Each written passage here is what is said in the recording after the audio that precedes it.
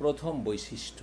এই বৈশিষ্ট্য থাকলে আল্লাহর সাহায্য নেমে আসবে। আল্লাহ বলছেন আল্লাযীনা ইন মাক্কান্নাহুম ফিল আরদি আকামুস সালাহ, সূরা হজের আয়াত নম্বর 41। আল্লাহ রাব্বুল আলামিন ইরশাদ করেছেন যে যদি কোনো জাতিকে আমি পৃথিবীতে শক্তিশালী করি তাহলে তাদের দায়িত্ব হচ্ছে যে তারা সালাত কায়েম করবে, 5 ওয়াক্ত সালাত তারা প্রতিষ্ঠা করবে। ব্যক্তি জীবনে, পারিবারিক জীবনে, সমাজে যার যতটা ক্ষমতা আছে, রাষ্ট্রীয়ভাবে যাদেরকে আল্লাহ যতটা ক্ষমতা দিয়েছেন, কি করবে? তারা সালাতকে কায়েম করবে। জি, মসজিদ কায়েমের মাধ্যমে, জামাত কায়েমের মাধ্যমে, জুমা কায়েমের মাধ্যমে এবং প্রকাশ্য সালাত আদায়ের মাধ্যমে, আজান একামতের মাধ্যমে, জি, এবং মসজিদ আবাদ করার মাধ্যমে, তাওহীদ প্রতিষ্ঠার মাধ্যমে। তো আল্লাহ রাব্বুল পৃথিবীতে শক্তিশালী যে কোনো জাতিকে করলে কি করতে হবে, এই সূরা হজের আয়াত নম্বর 40-এর পরে 40 আল্লাহ সাহায্যের কথা বলেছেন, তারপরে 41 এই কথা বলেছেন, যে আয়াতটি বিস্তারিত একটু আগে আলোচনা করলাম।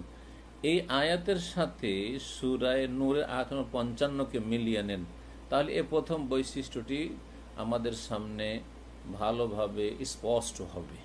তা হচ্ছে আল্লাহ রাব্বুল আলামিন ইরশাদ করেছেন ওয়াদাল্লাহুল্লাযীনা আমানু মিনকুম, আল্লাহ রাব্বুল আলামিন তোমাদের মধ্যেকার যারা ঈমানদার তাদের সাথে ওয়াদা করেছেন, এবং যারা সৎকর্মশীল, ঈমানদার হওয়ার সাথে সাথে ওয়া আমিলুস সলিহাত, যারা সৎকর্মশীল। তাহলে ঈমানও থাকতে হবে ঠিক, যেই ঈমান শিরক মুক্ত, কুফরি মুক্ত, মুনাফিকি মুক্ত এবং সত্যিকার যেটাকে ঈমান বলা হয়, আর যে ইমানে ভেজাল নেই, আর তার সাথে ইমান যে আছে অন্তরে, এর বাস্তব প্রমাণ ভালো কাজগুলি করা। ও আমেল সলিহাত, সলিহাত বহু বচন সলেহ, নেক আমলগুলি সম্পাদন করা। যারা ইমানের সাথে সৎকর্মশীল হয় তাদের সাথে আল্লাহ ওয়াদা করেছেন কি?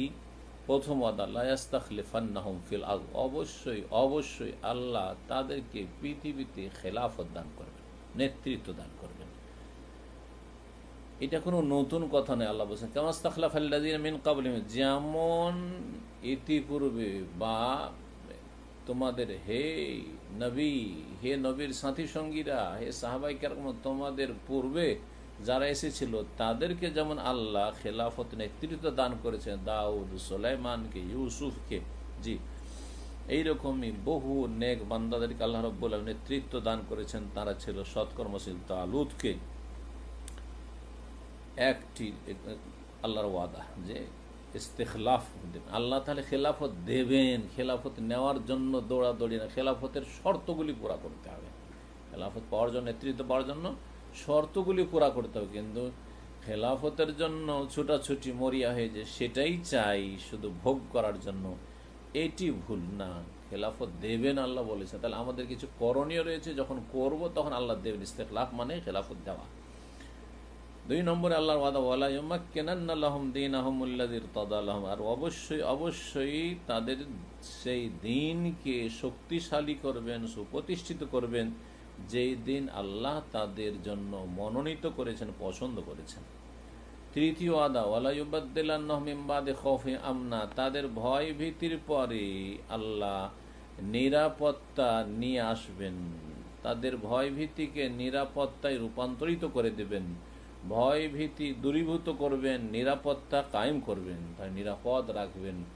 জান, মাল, দিন, পরিবার, পরিজন সব কিছুই নিরাপদ থাকবে। আল্লাহ রাব্বুল আলামিন এই ওয়াদা করছেন। ইয়াবুদুনানি, এগুলি তো আল্লাহর ওয়াদা, কিন্তু ওয়াদা পুরা হবে কখন? কিছু শর্ত রয়েছে। আল্লাহ এখানে একটি গুরুত্বপূর্ণ শর্ত, যেটি হচ্ছে প্রথম শর্ত, যেটি হচ্ছে প্রথম বৈশিষ্ট্য বিজয় লাভের জন্য, সেটা হচ্ছে ইয়াবুদুনানি, যেন আমারই ইবাদত করে, লা ইউশরিকুনা বি শাইআ, আমার সাথে কোনো কিছুকে শরীক না করে, লা ইউশরিকুনা বি শাইআ, আমার সাথে কোনো কিছুকে শরীক না করে, না দরগা, না দুর্গা, হ্যাঁ, না দাঁড় করে, না শুইয়ে দিয়ে, না কবর মাজারের আকারে, না প্রতিমা পুতুলের আকারে, না জীবিতের না মৃতের, কাউকে যেন আল্লাহ শরীক না করে, জি, না কোনো মানুষকে, না জিনকে। যখন তাহলে বুঝতে পারা গেল যে যখন বান্দা এক আল্লাহর ইবাদত করবে, তাহলে পজিটিভ থাকতে হবে যে আল্লাহর ইবাদত থাকতে হবে।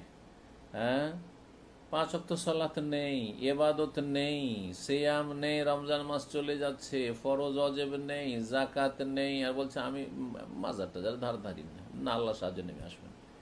এইরকম তৌহিদবাদী একদিক আছে, আরেক দিন নেই। হ্যাঁ, নেগেটিভ আছে, পজিটিভ নেই, আল্লাহ চান না। পজিটিভ লাগবে, নেগেটিভ। ইতিবাচক হচ্ছে আল্লাহর ইবাদত করবে, আর নেতিবাচক নেগেটিভ হচ্ছে যে আল্লাহর সাথে কোনো কিছুকে শরিক করবে না।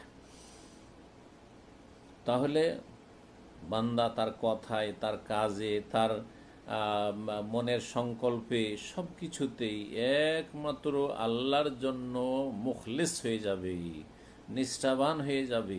একমাত্র আল্লাহর সন্তুষ্টি অর্জন উদ্দেশ্য, পরকালের সুখ শান্তি উদ্দেশ্য, পরকালে সফলতা হচ্ছে উদ্দেশ্য। দুনিয়ার মান সম্মান তার লক্ষ্য উদ্দেশ্য নয়, দুনিয়ার নেতৃত্ব তার উদ্দেশ্য নয়, দুনিয়ার প্রশংসা খ্যাতি তার উদ্দেশ্য নয়, ধন সম্পদ উদ্দেশ্য নয়, ধর্ম ব্যবসা তার উদ্দেশ্য নয়।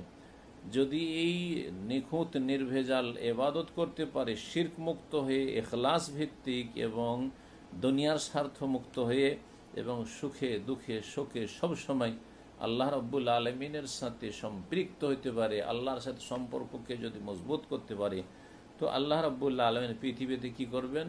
শক্তিশালী করবেন। তাহলে পৃথিবীতে শক্তিশালী হওয়ার জন্য আল্লাহ রাব্বুল আলমিন কি শর্ত লাগিয়েছেন?